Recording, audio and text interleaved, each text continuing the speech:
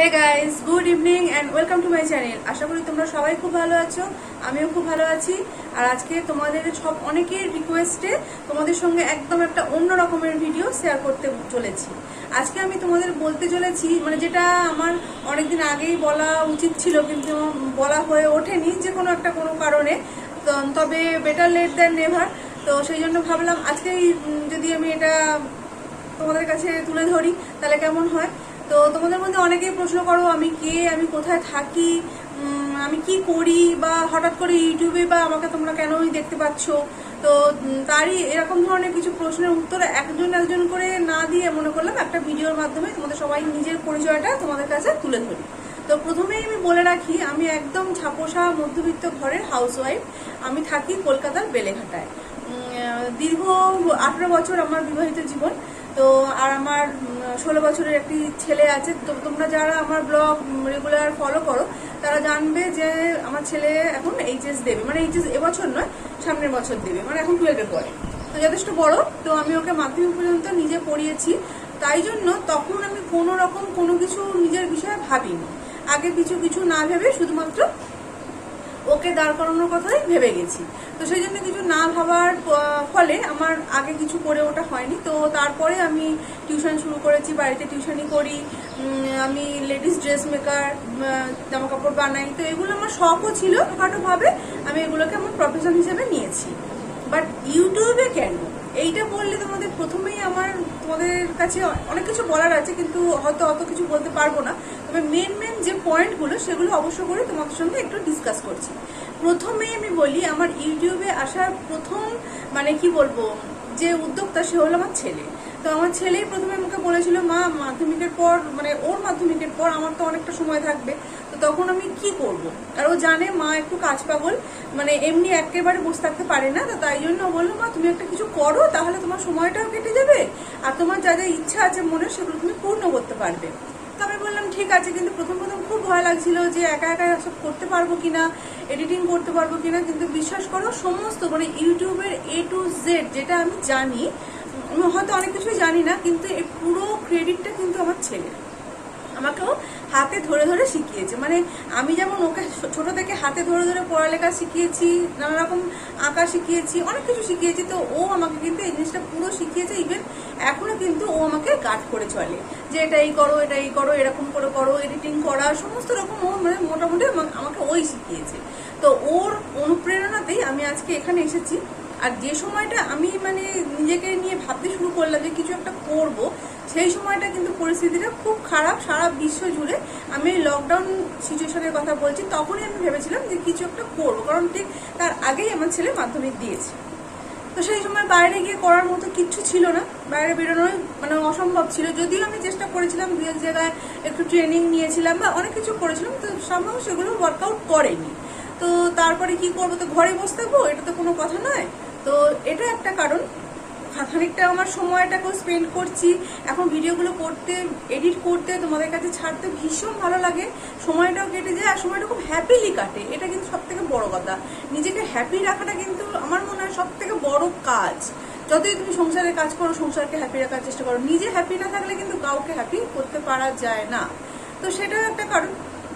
এটা একটা গেল। আমি তোমাদের সঙ্গে আরো একটা কারণ শেয়ার করছি। সেটা হচ্ছে, দেখো আমার সবসময় একটা কথা মনে হয় যে দেখো আমার হাজব্যান্ড তো যথেষ্ট সাপোর্ট করে, প্রচন্ড সাপোর্টিভ, প্রচন্ড কেয়ারিংও। আর আমার কোনো কিছুর কোনো স্বপ্ন পূরণের কোনো অভাবও রাখেনি। তো আমি যেটাই বলি ও সেটাতেই হ্যাঁ বলে দেয়, কোনো না কিছু কোনোদিন বলে না। এই যে বাইরে কাজ করতে যাবো, আমি একটা কনজারভেটিভ ফ্যামিলির হাউস ওয়াইফ, তবুও কিন্তু ও না বলেনি, ওটাকেও সাপোর্ট করেছিল। কিন্তু আমার মনে হয় যে এতদিন তো ও আমার খেয়াল রাখলো, আমাদের সংসারের খেয়াল রাখলো, এখনো রাখছে। আর তোমাদের একটা কথা বলে রাখি, 2018-তে ওর একটা মাইল্ড হার্ট অ্যাটাকও হয়ে গেছে, যার জন্য কিছুদিন অসুস্থও ছিল। বাট এখন সুস্থ আছে, এখনো কাজ করছে, মানে কি বলবো, মানে করছে আর কি। আমার মনে হয় এই একটা সময় আমাদেরও উচিত, আমাদের ওয়াইফদেরও উচিত মানে পাশে এসে দাঁড়িয়ে মানে বলা যে হয়তো ওর মতো করে পারবো না, অন্তত এইটুকু যাতে বলতে পারি যে হ্যাঁ আমি তোমার পাশে আছি, একটা সাপোর্ট সিস্টেম হিসাবে। আমি সেই জন্য কিন্তু ইউটিউবে এসেছি, এটাও একটা বড় কারণ। আমি ওকে মানে এইটুকু অভয়টা দিতে চাই যে আমি সংসারে হাল ধরতে পারবো। তো এটা একটা কারণ, যাকে সেটা গেল। আর আরো একটা কারণ তোমাদের বলি, ইউটিউবে কিন্তু আমার সত্যি কথা বলতে গিয়ে আমার নিজেকে আমি ইউটিউবার বা ব্লগার বলে সেভাবে পরিচয় দিতে পারবো না, কারণ আমার এখনো অত বন্ধু অত সাপোর্টার হয়নি। যে কজন গুটি কয়েক আমার বন্ধু বা সাপোর্টার আছে তাদের জন্যই বলছি।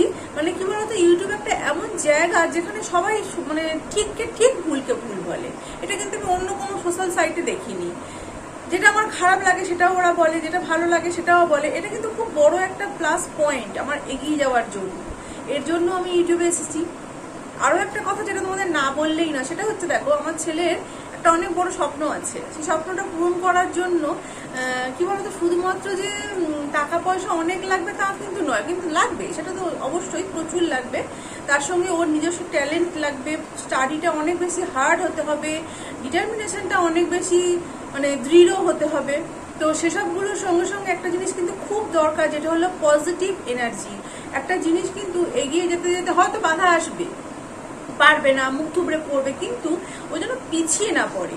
আমি সবসময় সেটা ওকে মানে এই এনার্জিটা ওকে দিতে থাকি।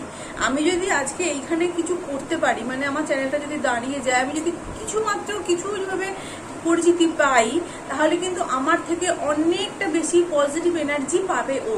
এই পজিটিভ ভাইবটা কিন্তু ওর কাছে যাবে, যেটা ওর স্টাডির ক্ষেত্রে প্রচন্ড পরিমাণে হেল্প করবে বলে আমার মনে হয়। কারণ আমার যখন প্রথম এখনো ভিউ খুবই কম আসে, তো প্রথম একদম 6টা 8টা যখন ভিউ আসতো, তখন আমার ছেলে খুব মানে ভেঙে পড়তো, বলতো মা তুমি কি করছো, কিছুই ভিউ আসছে না। তো আমি ওকে তখন একবার একটা কথা বলেছিলাম যে তোজাই, যেদিনকে আমার চ্যানেলে 0 ভিউ আসবে, নো ভিউ আসবে, আমি তার পরের দিনও ভিডিও আপলোড করবো। সেটা শুনে ও খানিকক্ষণ চুপ করে থেকে বলেছিল, মা তোমার দ্বারা হবে। এই যে পজিটিভ এনার্জিটা আমি ওকে দিতে চাই। আমি আমার চ্যানেলটা যদি সত্যি আজকে দাঁড়িয়ে যায়, আমি তো হয়তো দাঁড়িয়ে গেলাম, কিন্তু কি বলতো, আমি এটা দেখতে পাবো যে আমার ছেলে অনেকটা পজিটিভ এনার্জি পেয়েছে ওর জীবনে লড়ার জন্য। ও যে দাঁড়াতে চাইছে সেই জায়গাটা অনেকটা কঠিন লড়াই ও, সেটা আমিও জানি, সেটা ও জানে। তো সেই লড়াইটাতে ও জিততে পারবে। আর সত্যি কথা বলতে কি, আমি আজকে সেটা প্রকাশ্যে আনছি না যে ও কি হতে চায় বা লড়াইটা কেন কঠিন। যদি হতে পারে শুধুমাত্র যে আমার মুখ উজ্জ্বল হবে তা কিন্তু নয়, আমার মনে হয় পুরো দেশের মুখ উজ্জ্বল হবে। আমার ছেলে এইরকম একটা স্বপ্ন নিয়ে বাঁচে। তো সেই কারণে আমি একটু ইমোশনাল হয়ে যাচ্ছি। তো সেই কারণে আমি চাই যে আমি যেন নিজের পায়ে দাঁড়াতে পারি। আমি দাঁড়ালে ও দাঁড়াবে অনেকটা। কি বলতো, একটা মা হিসাবে এর থেকে বেশি কিছু চাওয়ার আমার নেই। আর ওর মধ্যে যে পজিটিভ এনার্জিটা আছে, ওটা অনেক বেশি দ্বিগুণ হয়ে যাবে যদি আমি দাঁড়াতে পারি। কেন বলতো, আমার মনে হয় প্রত্যেকটা বাচ্চা কিন্তু তার মা বাবাকে দেখে চলে। তার মা বাবা যদি জীবনে কিছু করতে পারে, তো ওদেরও মনে হয় যে হ্যাঁ মা বাবা করেছে, আমিও করবো। কারণ মানে বাচ্চাদের কাছে মা বাবা কিন্তু তাদের ফার্স্ট আইডল হয়, এটা আমার মনে হয়, সবসময় মনে হয়। জানি না অন্য কারোর কি মনে হয় না মনে হয়। তো আমার ছেলে তো আমাদের দেখে চলে, সেটা আমি বুঝতেই পারি। আমার মা যেটা করছে, বাবা যেটা করছে, সেটা আমিও করবো। মানে আমি যে কাজটা করছি ও সেটা দেখতে পাচ্ছে, মা কতটা হার্ড ওয়ার্ক করছে। ইউটিউব কিন্তু যতটা মনে হয় সোজা, ততটা কিন্তু নয়, যেটা আমারও ভুল ধারণাটা ছিল। বাট এখন সেটা অনেকটা চেঞ্জ হয়ে গেছে। ইউটিউবে এসে নিজেকে দাঁড় করাতে গেলে প্রচন্ড পরিমাণ কিন্তু হার্ড ওয়ার্ক করতে হয়। আর আমি সংসারের সমস্ত রকম কাজকর্ম করো, কাজের ফাঁকে বলো বা একটু এক্সট্রা টাইম নিয়ে, যে টাইমটা আমি আগে বসে টিভি দেখতাম বা ফেসবুক ঘাঁটতাম, সেই টাইমটা আমি এখন নিজের কাজে দিচ্ছি। সেটা কিন্তু ওর কাছে অনেকটা বেশি গেছে। আমি দেখি আজকাল ও মোবাইলে গেম খেলে না, মোবাইলে গুগল চালিয়ে বা অন্য কোনো চ্যানেলে পড়ার জিনিসটা, মানে ও যেটা পড়ছে বা যেটা এক্সট্রা জানতে চাইছে সেটা দেখে। আমি এটা লক্ষ্য করেছি, জানো। তা আমার মনে হয় যে এই পজিটিভ এনার্জিটা ওর খুব দরকার। ও বুঝতে পারছে যে মা এক্সট্রা টাইমটা কাজের পেছনে দিচ্ছে, কোনো বেকার কাজ করছে না। আর সত্যি দেখো, আমি সব সাইডে হয়তো রয়েছি, বাট আমি কিন্তু সেগুলো নিয়ে অত বেশি ঘাঁটি না। আমার কাজের জগৎটা নিয়ে আমি অনেকের ব্লগ দেখি, ছোট বড় সবার দেখি, কারণ সবার কাছ থেকে শেখা যায়। আমার মনে হয় সবার কাছ থেকে শেখাটা কিন্তু খুব বড় একটা শিক্ষণীয় ব্যাপার। আমি দেখি, নিজেকে আরো বেশি গ্রো করার চেষ্টা করি, উন্নত করার। কারণ ঘরে বসে তো এসব করা সম্ভব নয়। মানে ঘরে বসে আমি নিজেকে কি করে অনেক বেশি মডিফাই করে তুলবো, আমাকে দেখতে হবে, জানতে হবে, সেই জিনিসটা নিয়ে ঘাঁটতে হবে। ও কিন্তু আজকাল সেটা করছে, আমার সেটা দেখে অনেক বেশি ভালো লাগছে। আমার মনে হচ্ছে, আর আমার মধ্যেও সেই চ্যালেঞ্জটা আসছে যে আমিও পারবো, আমাকে পারতে হবে, পারবো না। তবে অবশ্য করে বন্ধুদের সাপোর্ট না থাকলে তো এটা সম্ভব নয়। তো এটা একটা সব থেকে বড় কারণ তোমাদের সামনে যেটা আমি তুলে ধরলাম। আর বাইরে বেরিয়ে এই মুহূর্তে আমার পক্ষে কিছু করা মানে সম্ভব নয়, কারণ কি সংসারে এতটা জড়িয়ে পড়েছে। আমি কিন্তু এটা বলবো না একবারও যে সংসারের জন্য আমি আমার স্বপ্নগুলো পূর্ণ করতে পারিনি, এটা কিন্তু বলবো না, একেবারেই এই মিথ্যে কথাটা বলবো না। সংসার করেও কিন্তু অনেক কিছু করা যায়, আমি হয়তো চেষ্টা করিনি এতদিন, সত্যি আমি চেষ্টা করিনি। মনে হয়েছিল সংসার করি, বাচ্চাটাকে মানুষ করি, তারাই সব। কিন্তু এই জীবনের এই পর্যায়টা এসে আমি বুঝতে পারছি না, নিজেকেও দাঁড়ানো কিন্তু খুব প্রয়োজন। প্রত্যেকটা মানে ইন্ডিভিজুয়াল, নারী পুরুষ বলে নয়, প্রত্যেকটা ইন্ডিভিজুয়ালের উচিত নিজের পায়ে দাঁড়ানো, নিজের পায়ের তলার জমিটাকে শক্ত করা, তবে কিন্তু গিয়ে তুমি পরের হেল্প করতে পারবে।